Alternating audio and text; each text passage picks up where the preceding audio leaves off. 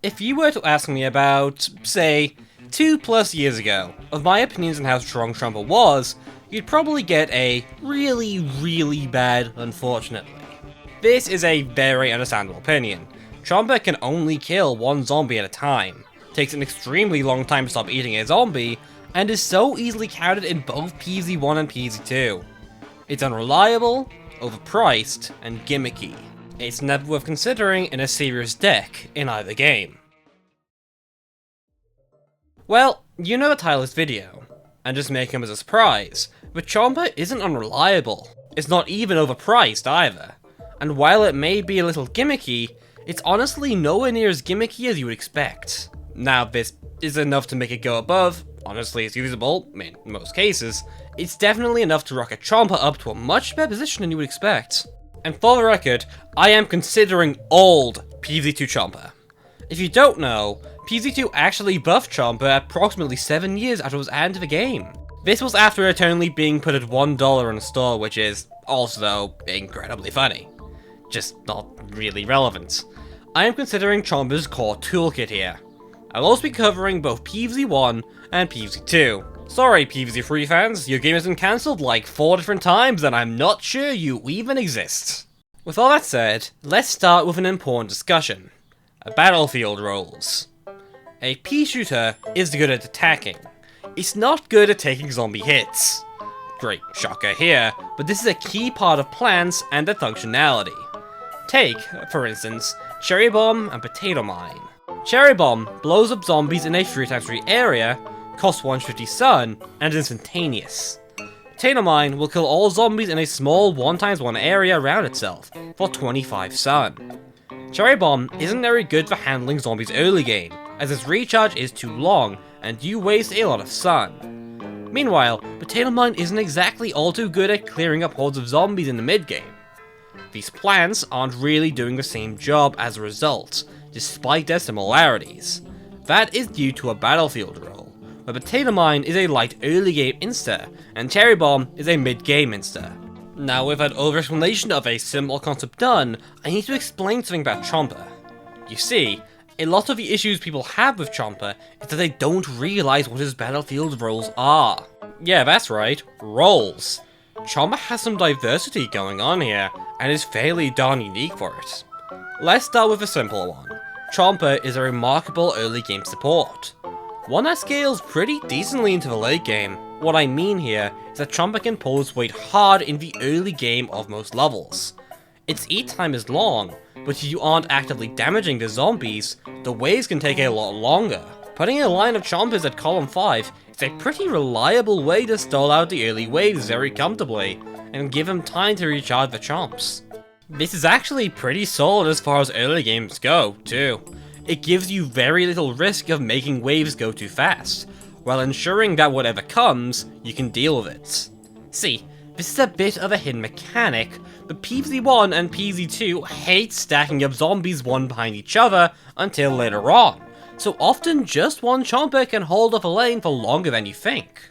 In addition, and this is more of a secret thing if you play mods, but a lot of PvZ2 mods will prefer to spawn a few stronger zombies instead of a lot of weaker zombies. Just saying, you may want to keep this in mind. This is also really interesting in the context of every other Chomper-like plant in PvZ2, except for maybe Olive Pit, as they cannot do this.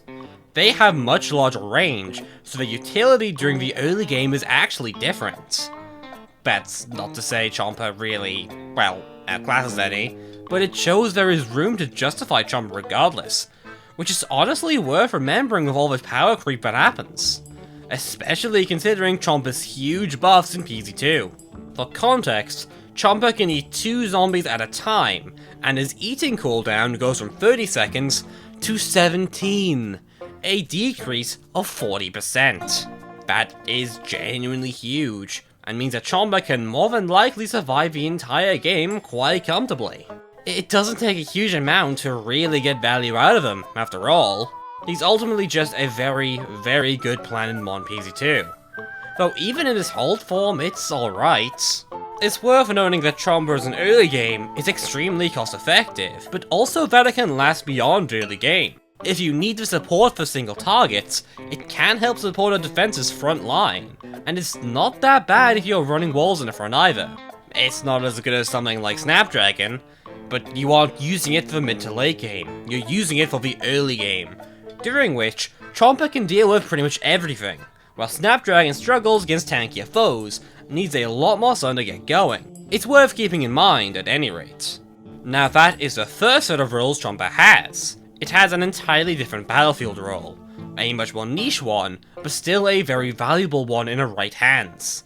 It's a high cost, low recharge spammable Insta, which is certainly not your usual role for a plant, yet is still one that you should learn to respect, though I feel that this may require a bit of an explanation.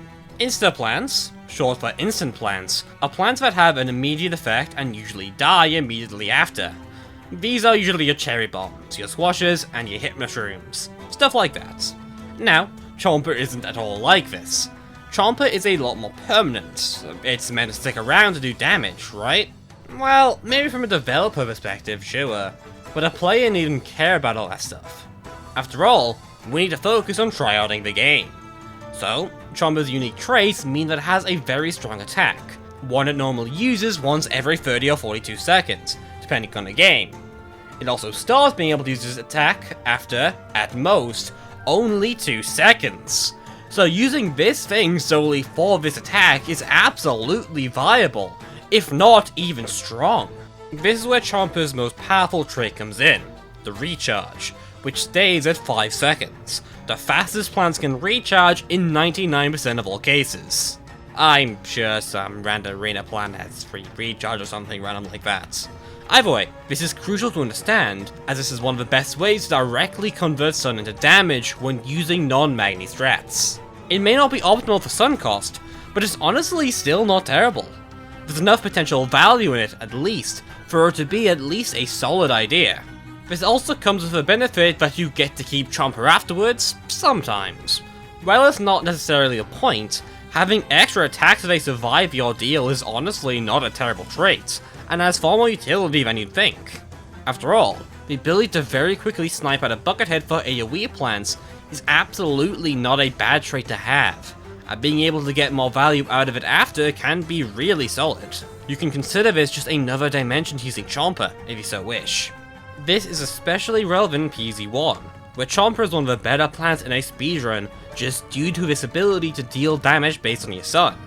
Along with the lower zombie horde size, and the ability to instantly eat zombies like Zomboni, it's honestly very usable in PZ1. If you use a little care when playing around with it, at least. This is also something that in PZ2 is absolutely crucial, as Chomper has a single stat that is completely absurd. It's a really minor one that rarely comes into play, but is so powerful if abused that you have to respect it. This stat is little talked about, little known, but immensely important, bite damage, which is at 200. Now this may need a bit of an explanation, but Chomper does damage instead of eating certain targets. These include targets that can't be eaten at all, such as Gargantuars, but more generally any form of grid item, such as graves or ice. This allows them to do some real serious damage against them, completely destroying most grid items in a matter of 3 to 4 bites. They can be utterly brutal, just in terms of raw damage. For context, 200 damage is enough to kill a Gargantuar in 18 hits. And they don't attack slowly either, no. They attack pretty fast. Let's just say that if you can keep a Garg in range for a while, a Chomper is honestly capable of dealing more than enough damage to kill it outright. Admittedly, usually entirely practical, but I've certainly found it useful in most cases. But, more useful than that, Chomper has some great utility as a general purpose GI clearer. Here's a good example. You want to annoy Octopus Zombie? Just use Chomper and put a plant in front of it. This will allow Chomper to eat the squidified plants as soon as they get hit. And when this happens, you now have an essentially impenetrable defense to Octopus Zombies, as Chomper will basically kill the squidified plant immediately, so it must be distracted by eating something else before the squid can fall. And you should be able to deal with whatever else comes really easily. In mods especially, this is a genuinely helpful piece of tech that can help you out immensely, when you get used to actually using it at least.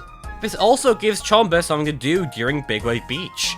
You know, the world it was made for in PZ2. Which is a surprise because he does usually suck there. Despite the high zombie density though, you can definitely make Chomper work. Honestly, if you play your cards right, it could be extremely valuable against low tides there, as Chomper will instantly remove the zombies that would otherwise be way too close to realistically fights. It's not a terrible call, but in base PZ2, it's certainly not the best option whatsoever, considering zombie density is still a bit too high for it. In PZ1 though, this isn't really an issue. It may seem weird, but Chomper genuinely is just an incredibly solid option for non-survival game modes. Zombie density is just seriously that low, and the special zombies include a lot of zombies that seriously hate Chomper, such as Zomboni and Football. Despite the oddities by this, they are both capable of being instantly killed, and helps make Chomper have some insanely juicy targets, which very much helps the Insta support side of him shine.